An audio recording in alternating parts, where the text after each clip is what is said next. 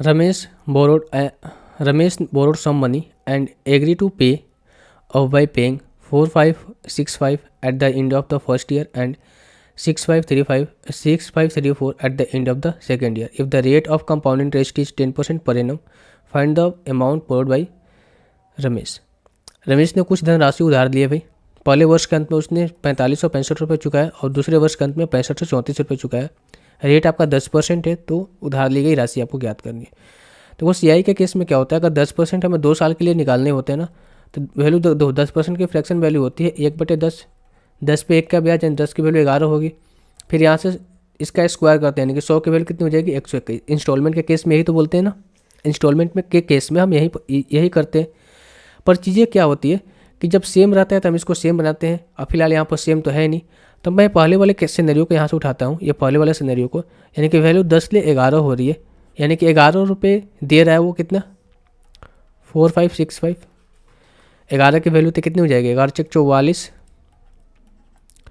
और ये हो जाएगा 11 का 11 11 5 55, यानी 415 गुना है, तो ये वैल्यू कितनी होगी 415 गुना होगी। कितनी हो जाएगा भाई 4150। 4150 ये पहला केस में प्रिंसिपल आपका आ गया, क्योंकि ये प्रिंसिपल है और ये आपका अमाउंट को हो या फिर इंस्टॉलमेंट को हो, वो जो चुका रहा है।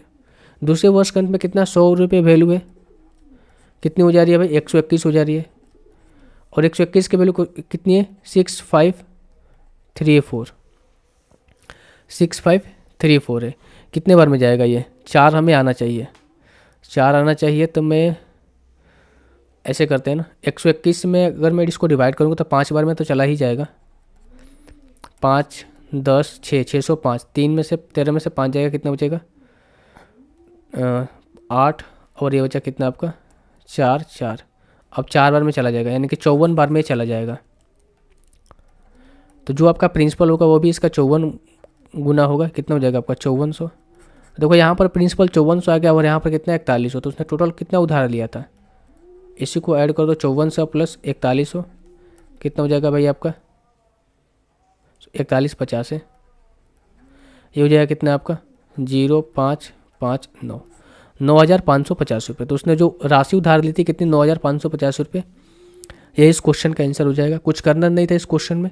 देखो सिंपल, आप इंस्टॉलमेंट का कंसेप्ट यही है। आप समझो कि पहले साल इंस्टॉलमेंट 10 से 11 हो रही है, दूसरे साल इंस्टॉलमेंट इसका स्क्वायर होता है, अगर तीसरे साल बोलता है तो इसका स्क्वायर होता है 100 का और इसका। या फिर हमें एक ये कहूँ कि पहले साल इंस्टॉलमेंट ये है, दूसरे साल के लिए इसका स्क्वायर करते, तीसरे साल के लिए इसका क्यूब करते, चौथे साल के लिए फिर इसका पावर 4 करते। इस तरीके से चीज़ें आगे बढ़ती जाती है। ठीक है, तो हम यहाँ से कर सकते हैं कि जो रमेश ने उधार ली गई राशि थी कितनी थी 9550 रुपये थी। पहले साल के इंस्टॉलमेंट हमें दे रखा था, यानी कि 10 से 11 की वैल्यू हमें दे रखी थी कितनी इतनी, तो हमने 10 की वैल्यू निकाल ली, प्रिंसिपल निकाल ली। दूसरे साल के इंस्टॉलमेंट की वैल्यू 121 की वैल्यू दे रखा था, तो हमने दूसरे साल के लिए यहाँ से प्रिंसिपल निकाल लिया और दोनों प्रिंसिपल को मैंने ऐड कर दिया, तो वैल्यू जो उसने उधार लिया था वो निकल कर आ गया।